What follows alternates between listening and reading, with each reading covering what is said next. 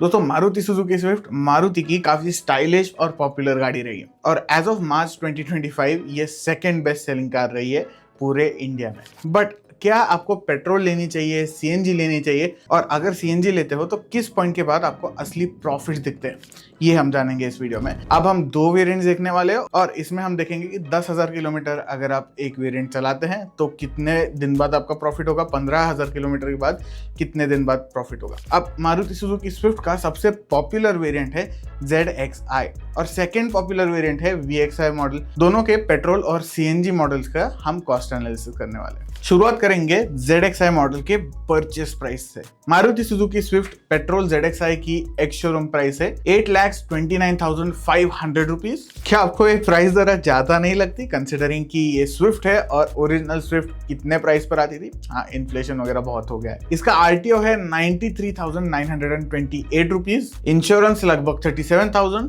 FASTag 600 रुपए consider करेंगे और एक्सेसरीज सब कोई लगाता है अपने गाड़ी में, तो लगभग 10,000 रुपए का एक्सेसरीज हम यहाँ पर कंसिडर कर लेंगे। ऑब्वियसली TCS यानी टैक्स कलेक्टेड एट सोर्स यहाँ पर नहीं लगेगा क्योंकि गाड़ी 10 लाख के नीचे वाले एक शोरूम प्राइस ब्रैकेट में है। तो इसका टोटल आता है 9,71,000। तो स्विफ्ट भी काफी महंगी हो चुकी है, बट सीएनजी कितने की है चलिए वो भी देखते हैं। ZXi सीएनजी मॉडल का ZXi सीएनजी शुरू होती है 9,19,499 रुपीज पे।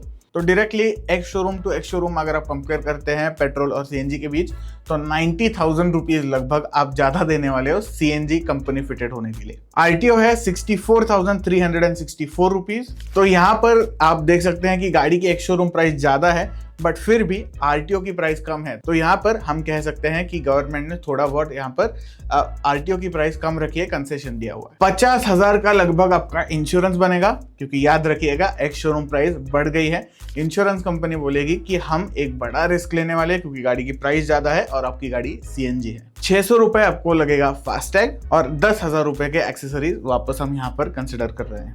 तो यहाँ पर टोटल प्राइस आती है दोस्तों 10,44,463 रुपीज और दोनों का अगर ऑन रोड प्राइस देखते हैं तो लगभग 73,435 रुपीज आप सीएनजी के लिए ज्यादा दे रहे हैं।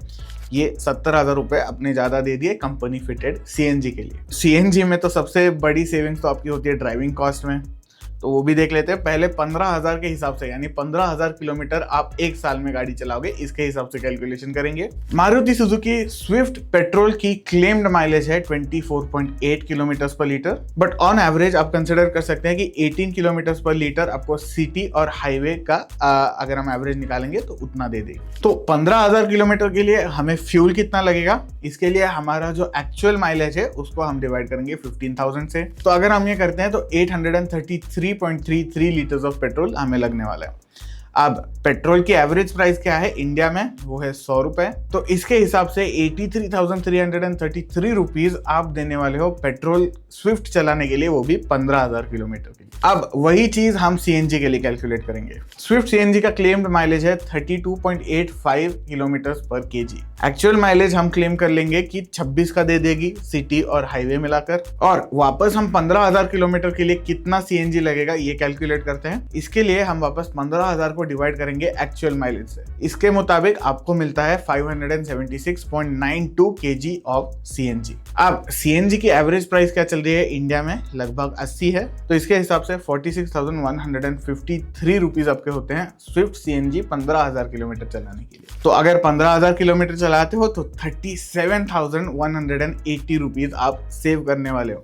बट याद रखिएगा जितनी आप सीएनजी गाड़ी ज्यादा चलाओगे उतने आपके सेविंग्स बढ़ते जाएंगे और जल्दी आपका ब्रेक इवन पॉइंट आएगा। बट एक बार कैलकुलेट करते हैं कि 10,000 किलोमीटर अगर चलाओगे तो कितना कॉस्ट आएगा। 10,000 के लिए हम सेम प्रोसीजर फॉलो करने वाले हैं। एक्चुअल माइलेज है 18, क्लेम्ड है 24.8, ये पेट्रोल की बात कर रहा हूं मैं।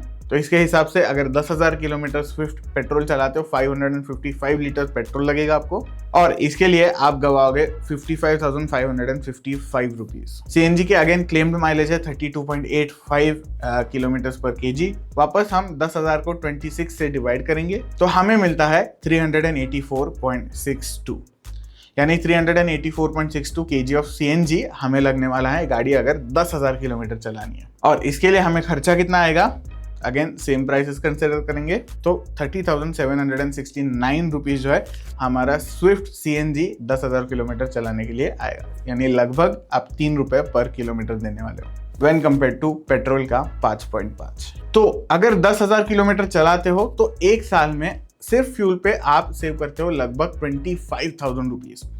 तो यहाँ पर सीधे सीधे आपका 12,000 का हम कह सकते हैं कि लॉस हुआ है व्हेन कंपेयर टू अगर आप गाड़ी 15,000 किलोमीटर चलाते। गाड़ी के मेंटेनेंस की भी बात कर लेंगे एक बार।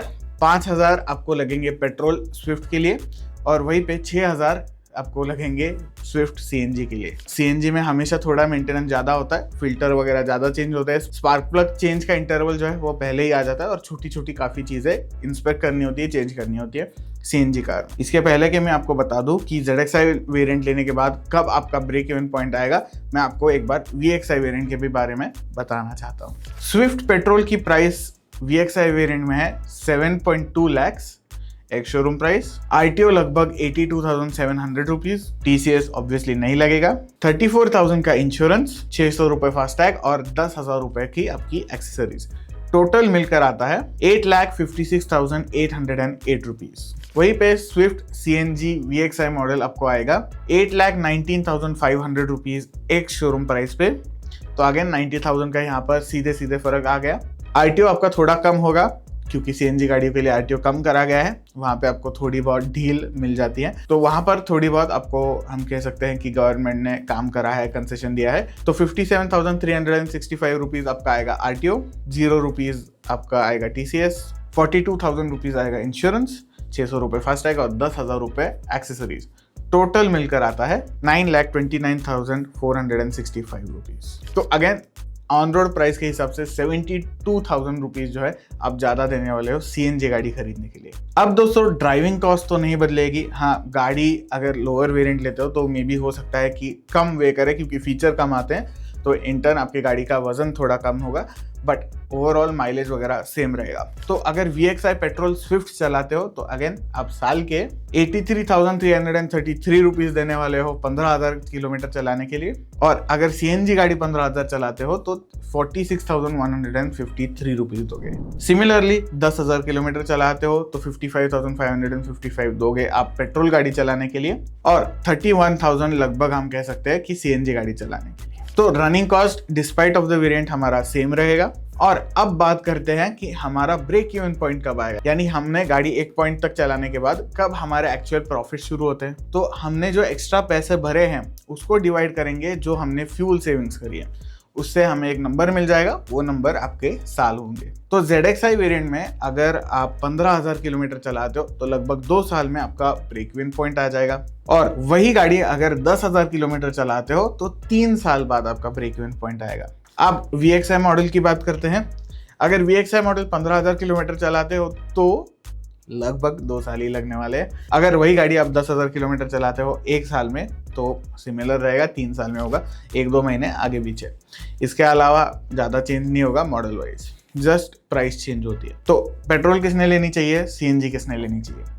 देखिए, CNG की बात करेंगे पहले। CNG उन्होंने लेनी चाहिए जिनका एक तो गाड़ी ज़्यादा चलाते हैं एक साल में, 15,000 किलोमीटर, बहुत लोग 30,000 किलोमीटर भी चला देते हैं, तो लगभग एक साल में उनका ब्रेक इवन पॉइंट आ सकता है। तो बेसिक है दोस्तों, अगर आप गाड़ी ज़्यादा चलाएंगे तो CNG बिना सोचे आप खरीद दीजिए। हाँ, मेंटेनेंस थोड़ा ज़्यादा होगा, आपको लाइन में ज़्यादा रुकना पड़ेगा, बट गाड़ी भाई बाई फ्यूल है तो आप पेट्रोल पे भी आगे वाले पंप पे जाकर भर सकते हो। वैसे CNG कार में क्या प्रॉब्लम आ सकते हैं उसका वीडियो मैंने अलग से बनाकर रखा है, तो वो एक बार देख लेना। अब पेट्रोल किसने लेनी चाहिए?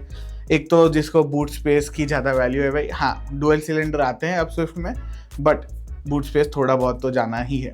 तो बूट स्पेस जिसको मैटर करता है वो एक बात है। जिसको मैं कहूँगा कि गाड़ी ज़्यादा चलानी ही नहीं है, अगर आपको पता है कि गाड़ी लेने के बाद ज़्यादातर टाइम आपके पार्किंग में पड़ी रहने वाली है, तो ज़्यादा पैसा देकर आपने क्या ही कर लिया। तो सीधी बात है, गाड़ी कम चलाओगे, पेट्रोल ले लो। अगर आपको पावर ड्रॉप आता है जो CNG की वजह से होता है, वो नहीं चाहिए तो भी आप पेट्रोल खरीद सकते हैं। तो यही रहा मेरा कंक्लूजन। आपको ये वीडियो कैसे लगा मुझे जरूर बताइए, लाइक करिए, शेयर करिए, सब्सक्राइब करिए। मिलते हैं नेक्स्ट वीडियो में।